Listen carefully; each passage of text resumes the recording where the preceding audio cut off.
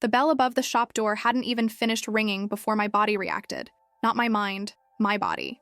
A sharp, involuntary stillness ran through me as a familiar voice sliced through the afternoon hush. Mara, I know you're here. My fingers froze mid-motion over a velvet tray of antique rings, the gold suddenly cold against my skin. I hadn't heard that voice in almost 2 years. Not since I packed a single suitcase, walked out of a shared apartment, and left behind a life I'd believed was solid. 2 years since I caught him in my sister's best friend's bed. 2 years since I learned the difference between love and possession. I didn't turn around. I didn't breathe. Outside the wide front window of Bellamy Antiques, I could see his reflection. Unsteady, wrinkled shirt, half untucked, jaw shadowed with days of stubble. This version of Evan looked like a badly handled before and after photo. The man I used to know never left the house without checking his reflection twice. My heartbeat slammed hard enough that I worried he could hear it through the glass. Mara, he said again, louder now. Don't do this. Just talk to me. The shop felt smaller all at once. Shelves stacked with centuries of other people's lives, lockets, clocks, silver hairpins, pressed in from every direction. Ms. Holloway had stepped out 20 minutes earlier to meet a collector. I was alone. I set the rings down carefully, forcing my hands to move like everything was normal. It was one mistake, Evan continued, his palm thudding against the window. You know that. We were drunk. It didn't mean anything. I swallowed hard. The word mistake still felt like acid, as if betrayal could be reduced to an accident, as if trust shattered quietly instead of violently. I backed away from the counter, shoes silent against the rug, and slipped deeper into the store, past a walnut writing desk, past a locked case of Art Deco bracelets, past a shelf of ticking pocket watches that sounded suddenly too loud. That's when I ran straight into someone. Careful. The voice was calm, low, not local. Hands caught my arms before I could stumble back, steady and warm. I looked up and for a second, forgot how to speak. He was tall, broad-shouldered, dark hair swept back like he didn't bother fighting it. His face was sharp in a way that felt deliberate, like every line belonged exactly where it was. But it was his eyes that stopped me cold, steel gray, watching, measuring. He wore a suit that didn't try to impress and therefore did. Charcoal, perfectly fitted, open collar, on his wrist. An old watch I recognized instantly, not flashy, rare, the kind collectors whispered about. I'm sorry, I said automatically. I didn't realize. That's evident, he replied mildly, though his gaze flicked toward the front of the shop where Evan was now pacing like a caged animal. You appear to be fleeing. Heat rushed to my face. He's nothing. Drunk. He'll leave. Will he? Before I could answer, Evan's voice rose. Mara, I see you back there. Stop hiding like a child. You owe me a conversation. I closed my eyes. This was exactly what I'd rebuilt my life to avoid. I should call someone, I muttered. Ms. Holloway? And wait while he escalates? The stranger asked softly. He'd shifted without me noticing, placing himself just slightly between me and the door. I didn't like how natural it felt. Evan's hand went to the handle. The lock rattled. Mara, open the damn door! My jaw tightened. He doesn't understand boundaries. No, the stranger agreed. He doesn't. Then Evan's face pressed against the glass, features twisted with fury. You think you're better than me now? He spat. Working your little shop job, pretending you matter? Nobody else wants you, Mara. Nobody. I never saw the stranger move. 1 second he was beside me. The next, his arm slid firmly around my waist and pulled me in. His other hand tilted my face up with startling intimacy. Then his mouth was on mine. It wasn't hesitant. It wasn't performative. It was decisive. Heat, pressure, confidence that stole the air from my lungs. I should have shoved him away. Instead, my hands curled into his jacket without conscious permission. Outside, Evan froze. The stranger broke the kiss slowly, deliberately, never taking his eyes off mine before turning his head toward the window. She's moved on, he said, voice carrying easily through the glass. You should do the same. Evan's face drained of color when his gaze dropped to the watch on the man's wrist. His bravado collapsed like wet paper. I didn't know, he stammered. No, the stranger said quietly. You didn't. Evan backed away, then turned, then fled down the street without another word. Only when he was gone did I realize I'd been holding my breath. The stranger's arm was still around me. His thumb traced a slow, absent circle at my side. Thank you, I said, my voice unsteady. That was effective? He smiled slightly. I'm Adrian. Mara. I know, he said. You announce yourself when you catalog. Something about that should have unsettled me. Instead, it sent a shiver down my spine. Adrian stayed just long enough for the silence to settle. Not awkward silence, the kind that hums, charged, like the air after lightning. Then he stepped back, creating space with the same deliberate control he seemed to apply to everything. The absence of his warmth was immediate and unwelcome. "You handled that well," he said. I let out a breath I hadn't realized I was holding. I absolutely did not. A corner of his mouth lifted. "You didn't run. That already puts you ahead of most people." I smoothed my hands over my skirt, a nervous habit I'd never quite shaken. "You didn't have to do that." "I know," he replied, "but it was the fastest solution." "That's your criteria for kissing strangers? For solving problems?" His gaze flicked briefly to my mouth, then back to my eyes, unapologetic. "Efficiency matters." I wasn't sure whether to be offended or intrigued. Unfortunately, my body had already decided on the latter. "I should get back to work," I said, turning toward the counter. "Ms. Holloway will be back soon." "Of course." He followed me, unhurried. "Before she does, are you familiar with late 18th century Swiss pocket watches?" I blinked. "Yes, that's most of what I catalog." "Good." He gestured toward the display. "I'd like to purchase the enamel one with the pastoral engraving." "That piece is delicate," I said automatically, slipping into professional mode. "Original chain, minor hairline fracture on the back plate, but the movement is pristine." "I know," he said. "That's why I want it." I unlocked the case, removed the watch with gloved hands, and set it on the felt. He watched closely, not the way casual buyers did, but like someone who understood the stakes of what he was acquiring. "The price is $1,400, I said. He didn't blink, just reached into his jacket and placed a neat stack of bills on the counter. "I'll also need your expertise," he added. I paused. "For?" "A private evaluation." He slid a card across the glass. "Thick stock, minimal text, just a name, Adrian Kovac, and a number. I host discreet auctions. I prefer my items authenticated by someone who understands history, not just value." I hesitated. "I'm not that kind of expert." "You are," he said simply. "I watched you work." That again. Watching. "How long?" I asked carefully. "Long enough to know you're thorough, and that you don't embellish." A warning bell rang faintly in my head, but so did another sound, the echo of opportunity. "I'd need to speak with my employer," I said, "and I don't do anything illegal." He smiled, not mockingly. "Neither do I. At least not in ways that would implicate you." That did not reassure me nearly as much as it should have. "When?" I asked. "Friday evening. I'll send a car." "No," I said quickly. "I can meet you." His eyes warmed at that. I admire independence. He left shortly after, bell chiming softly behind him. Ms. Holloway returned minutes later, full of apologies and gossip about estate sales. I barely heard her. My fingers kept brushing my pocket, where Adrian's card rested like it had weight. That night, alone in my apartment, I searched his name. The results were selective. European galleries, private collectors, forums filled with speculation and half-warnings. Nothing concrete, everything unsettling. I told myself to decline. Then my phone buzzed. "Tomorrow morning, 10 a.m. A." I stared at the message far longer than necessary. I called him at exactly 10. "I assume you've researched me," he said after a brief greeting. "Yes." "And?" "I have conditions." "Good," he replied. "So do I." We met at a gallery I'd only ever passed on my commute. High ceilings, polished stone floors, security so subtle it was almost invisible. He introduced me to clients like I belonged there, asked my opinion, deferred to my judgment. I forgot to be nervous. I remembered who I was.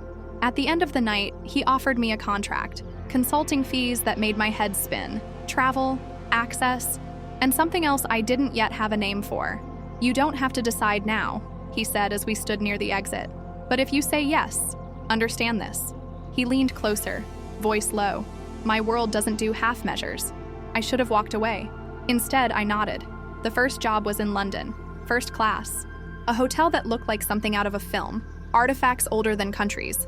I worked, hard, lost myself in it. Adrian watched, listened, occasionally touched my back when guiding me through a room. Not ownership, not yet, but proximity. On the third night, after dinner, after wine, after honesty loosened the edges between us, he kissed me again. This time I didn't pretend it was strategy. It was hunger. We crossed a line neither of us named. The next morning, he was distant, professional, as if testing whether we could compartmentalize. I told myself that was safer. Back in New York, life fractured into two parallel paths. By day, Bellamy Antiques. By night, encrypted emails, provenance research, discreet meetings. And then my apartment was broken into. Nothing random about it. Nothing taken that mattered, except peace. Adrian didn't ask. He instructed. "You're staying with me," he said, "until we know who's responsible." "I don't need saving," I snapped. "No," he agreed calmly, "but I need you safe." The word need lodged somewhere deep. That night, in his penthouse overlooking the city with security at every threshold, he finally told me the truth about my ex, about debts, about leverage. "You're valuable to me," he said without apology, "which makes you vulnerable." Fear twisted into something sharper. Anger. "I won't be collateral," I said. "You won't be," he promised, "because I don't lose what's mine." I should have pushed back. Instead, I asked, "What does that make me?" He didn't answer. He just kissed me. Slow, fierce, claiming, and I let him. That was the moment everything truly changed. The first time I realized I might die because of a man I'd already left behind, it wasn't dramatic. No gun, no masked intruder, no scream. It was the quiet. I stood on the third floor landing outside my apartment with one hand on the doorknob, and my stomach dropped so fast I thought I might throw up. The door wasn't closed. It was barely latched, like someone had pulled it shut with 2 fingers and walked away. My key was still in my palm. My heart was already sprinting. I didn't go inside. I didn't even breathe, because the hallway smelled wrong, like metal and cold air, like the building had exhaled and didn't want to inhale again. And my brain, the part that used to romanticize danger, finally did something useful. It screamed no. My phone was shaking in my hand as I called. He answered on the first ring, as if he'd been waiting for the exact second I'd need him. "Where are you?" Nikolai said. His voice didn't sound worried. It sounded controlled, which was worse. "Outside my door," I whispered. "It's open. I don't." "Walk away," he cut in. "Now. Turn around and leave the building." My throat tightened. "Nikolai." "What?" "Mara." He said my name like a command. "Do not argue. Move." I moved. I backed down the stairs so fast my heel caught on the edge and I nearly went down. I grabbed the railing, forced my legs to keep working, and pushed out onto the street just as a black sedan slid to the curb like it had been summoned. The rear door opened. A man I recognized from Nikolai's gallery, quiet, broad-shouldered, eyes like a security camera, stepped out and looked me over once. "Miss Hart?" he said. "Please." I climbed in, breath coming in sharp, humiliating bursts. The car smelled like leather and clean money. As we pulled away, I looked up at my building and felt something peel loose inside me. That door being open meant one thing. Somebody had been inside. Somebody had touched my things. Somebody had decided my home wasn't mine anymore. My phone buzzed again. A text from Nikolai. "Stay on the line." Then, immediately after, "I'm coming." The car didn't take me to a police station. It took me to him. Nikolai's building was the kind you only noticed if you belonged there. Discreet brass letters, a doorman who didn't ask questions, cameras that didn't look like cameras.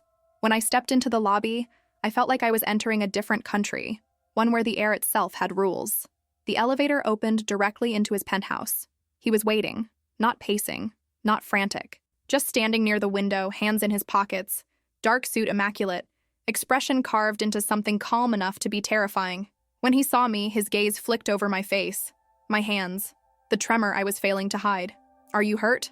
he asked. "No," I said. My voice came out thin, but my door was open. He nodded once, like he'd already known, like he'd expected it. He stepped forward and touched the side of my neck, gentle, almost clinical, checking my pulse without saying that was what he was doing. Then he lowered his hand. "They were in your apartment," he said. The words didn't feel real. "Who?" "I'm confirming," he said, and something in his eyes sharpened. "But this is not random." My chest tightened. "They stole things?" He gave a small, humorless exhale. "If they wanted your television, they'd have taken your neighbor's too." That made my blood go cold. He moved past me, pulled a phone from his pocket, and made one quiet call in a language I didn't recognize. The words were short, precise, not angry, not rushed. When he ended the call, he looked at me again. "You're staying here." I stiffened. "Nikolai, this is not negotiable," he said gently, which somehow felt more final than shouting. "Until we know what they touched and what they planted, you're not sleeping in that building." "Planted?" His gaze held mine. "People who want leverage don't always take. Sometimes they leave." I swallowed. My mouth had gone dry. "Leverage against who?" He didn't answer immediately. He walked to the kitchen, poured water into a glass, and set it in my hand like I might forget how to function without instructions.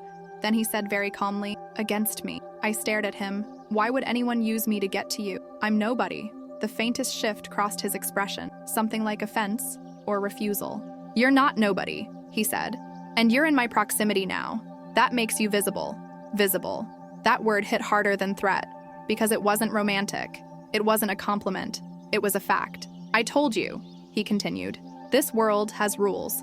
One of them is that people test what matters to you. A pulse of anger rose through the fear. So this is my fault for getting involved with you? No, he said. It's my responsibility for letting you stay exposed. That sounded like protection. It also sounded like possession. I opened my mouth to argue, to fight for my independence, to insist I didn't need him, and then I pictured my half-open door again. My stomach twisted. I'll stay, I said, hating how small my voice sounded. Temporarily. Nikolai nodded as if he'd expected that answer too. Good, he said. We'll handle the rest. He didn't touch me after that.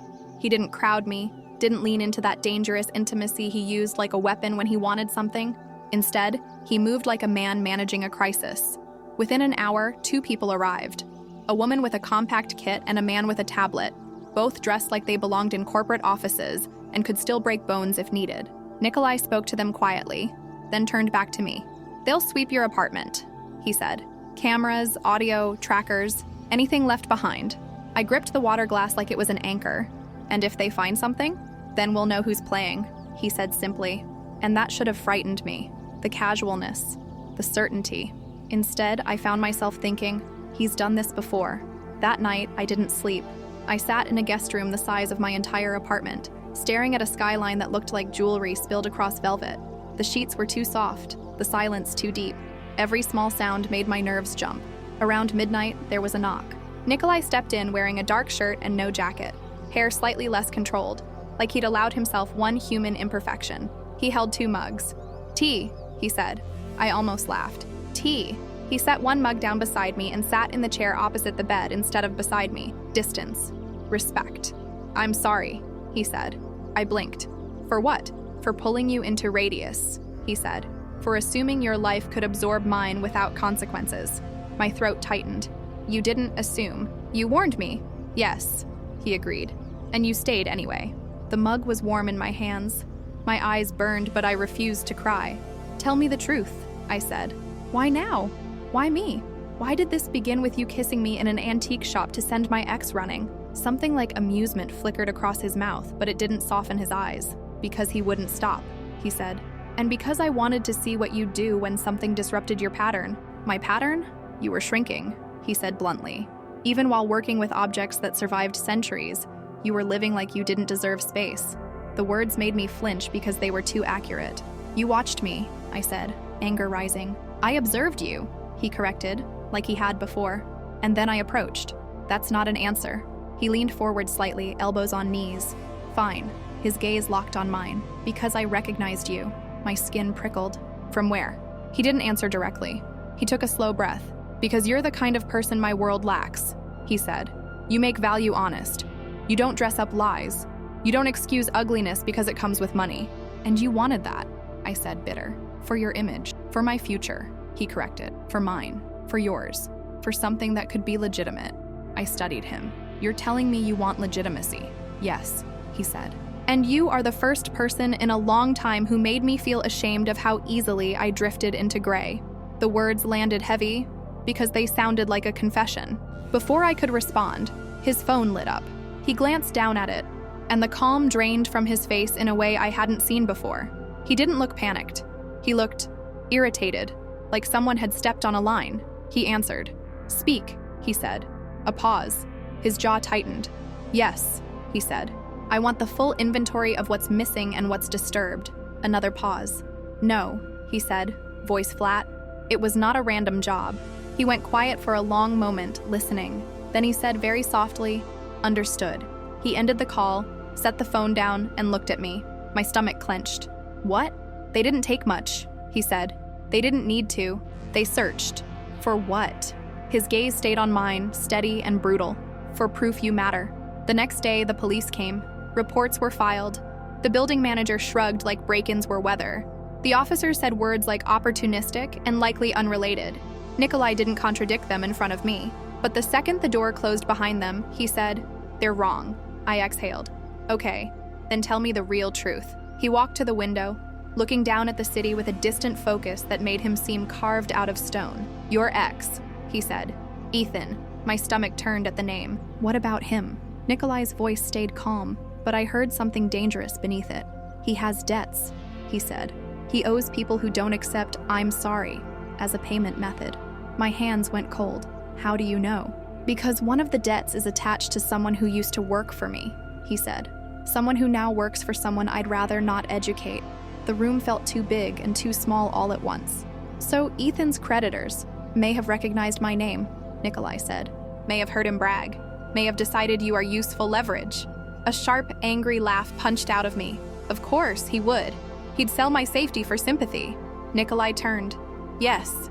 The simplicity of that confirmation made my eyes sting. Then my phone buzzed on the bed. Ethan's name flashed on the screen. We stared at it for a heartbeat. I answered, put it on speaker before I could talk myself out of it. "Mara," Ethan said, breathless. "Thank God. Please listen." "You broke into my apartment," I said flatly. "What?" "No, I would never." "Mara, I swear, I'm trying to help you." "You're trying to save yourself," I snapped. His voice cracked. "I'm in trouble, it's bad. They want their money and they think because you're with him now." "With who?" I felt Nikolai's presence behind me, close enough that his body heat altered the air. "You know," Ethan said quickly. "The collector. The guy with the galleries. That guy. Mara, they're serious. They're not like normal people." Nikolai leaned in, took the phone from my hand, and spoke with a quiet politeness that felt like a blade being sharpened. "This is Nikolai Voss," he said. Ethan went silent for a beat. Then he said, small and terrified, "Sir, I'm sorry, I didn't mean—" "You will meet me," Nikolai said. "Tomorrow, noon, public place. You will bring documentation. Every debt, every name, every date." Ethan's voice shook. Yes, sir. Thank you." Nikolai ended the call. He handed my phone back like it was an object he'd finished evaluating. "You're going to pay his debts," I said. Nikolai's gaze held mine. "I'm going to restructure them. That's the same thing with better vocabulary." The faintest smile touched his mouth, then vanished. "It's not the same," he said. "He will not escape consequences." The meeting happened in daylight, in a coffee shop with big windows, and people who had no idea what kind of negotiations were happening 2 tables away from them. Nikolai arrived first, calm, prepared. A folder in front of him like he was attending a board meeting. Ethan arrived last, sweating, eyes hollow, hands shaking. He looked at me like I was both salvation and punishment. "Mara," he whispered. "I'm sorry." "Sit down," I said. "Don't perform." He flinched. Nikolai didn't waste time. He flipped through Ethan's paperwork, scanning it with ruthless efficiency. His expression didn't change, but the air did. When he finished, he set the papers down. "You owe $71,000, he said. Ethan's eyes widened. It can, Nikolai said. "And it is." Ethan's mouth worked soundlessly. "I can't pay that." "No," Nikolai agreed. "You can't." He slid a new document across the table. "I'm buying the debt," Nikolai said. "All of it. Today." Ethan's face flooded with relief so fast it almost made me sick. Then Nikolai continued. "And you will repay me." Ethan blinked. "How?" Nikolai's voice stayed mild. "You will work." Ethan's relief evaporated. "Not for Mara," Nikolai said, eyes on Ethan. "Not near her, not with access. You will work for entities attached to me on paper with supervision." Ethan swallowed. "For how long?" Nikolai pulled out his phone, tapped a calculator without looking at it too hard. 7 to 9 years, he said, "depending on how consistently you show up and whether you decide to be stupid again." Ethan went pale. He looked at me. "Mara, please." Nikolai's gaze snapped to him. "You will not look at her as if she owes you mercy," he said quietly. "You forfeited that." Ethan's voice cracked. "I never wanted her involved. You involved her," Nikolai said. "By existing." That was the moment I realized something. Nikolai wasn't doing this because he enjoyed dominance. He was doing it because he believed in consequences the way other people believed in weather. Ethan signed. He left looking like a man who'd been spared execution only to receive a sentence instead. When the door closed behind him, I sat back and exhaled shakily. "I should be scared," I whispered. Nikolai looked at me.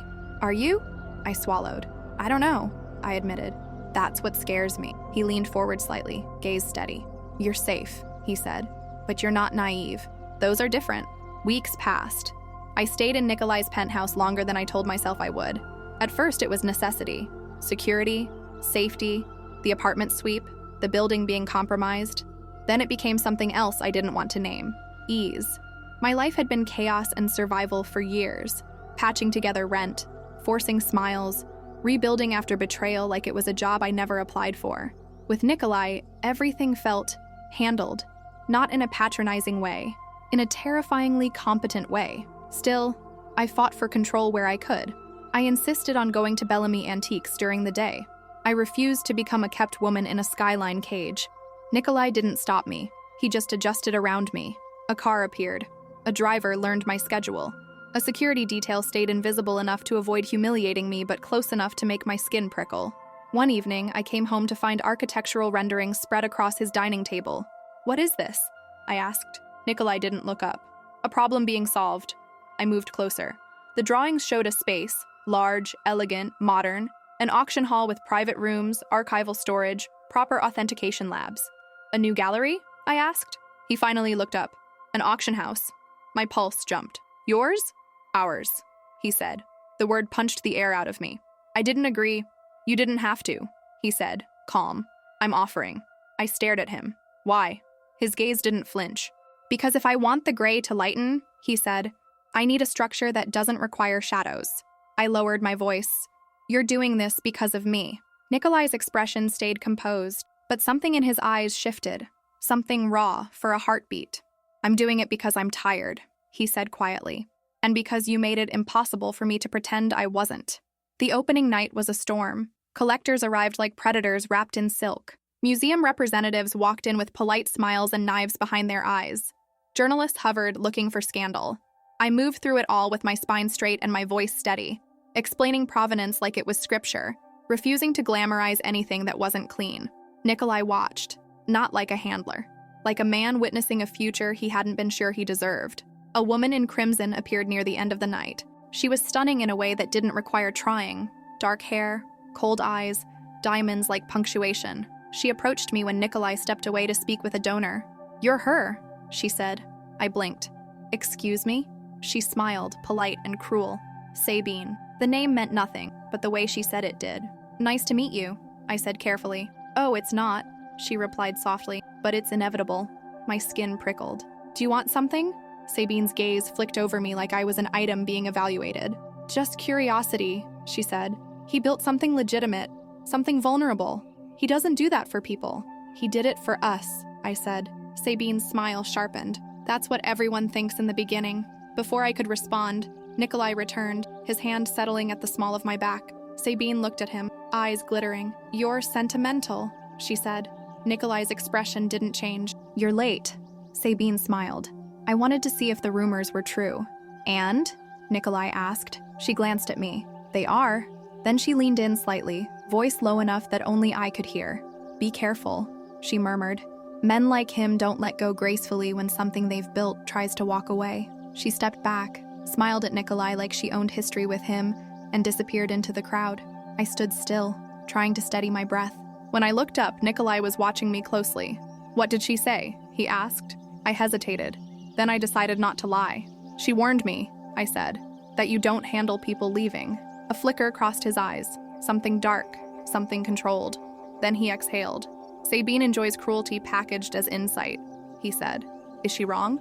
I asked. Nikolai stared at me for a long moment. Then he said quietly, "I won't pretend I'm easy."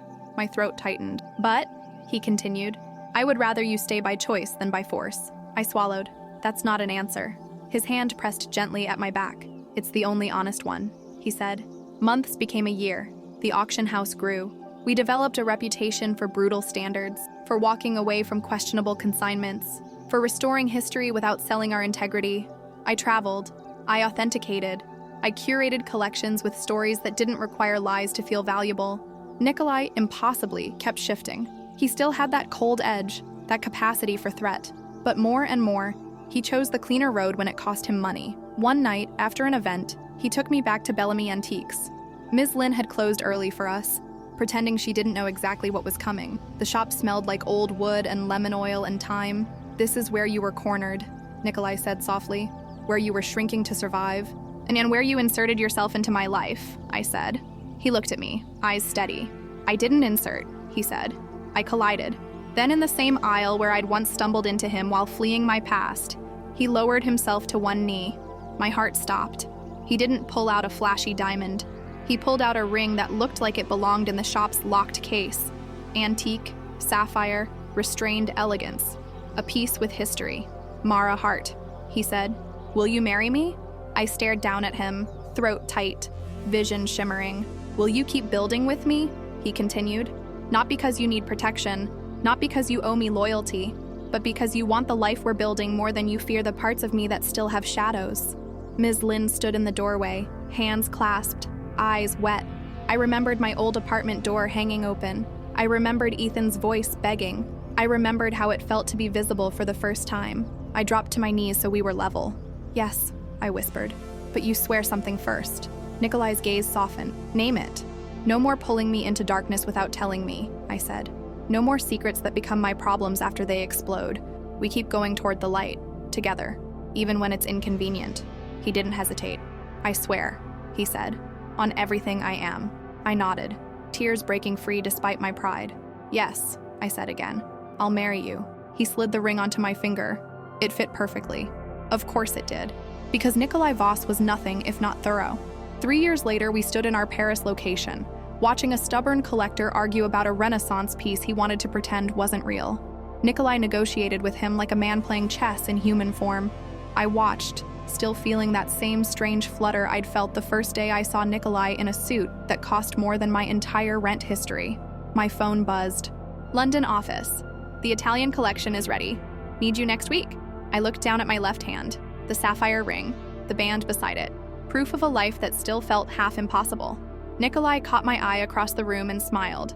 That slow, dangerous smile that used to scare me. Now it meant, I'm here. He crossed the room, slipped his hand to the small of my back. Familiar, steady, grounding. What are you thinking? He murmured. I leaned in slightly. How close I came to dying quietly, I whispered. How one half-open door changed everything. His jaw tightened, the protective rage still there, but tempered now by something more deliberate. And what else? He asked. I smiled. That I didn't just get collected, I said softly. I learned how to choose. Nikolai's gaze held mine, intense and warm all at once. Do you regret it? He asked. I looked around at the room, the paintings, the history, the legitimacy we bled for. Then I looked at him, and I knew the truth with a steadiness that surprised me. Not even one time, I said. He kissed me, quick, controlled, intimate without being a spectacle. Then he whispered against my mouth, good. Outside, Paris moved on. Inside, we stood steady. Not because nothing could touch us, but because we finally built something that didn't have to hide.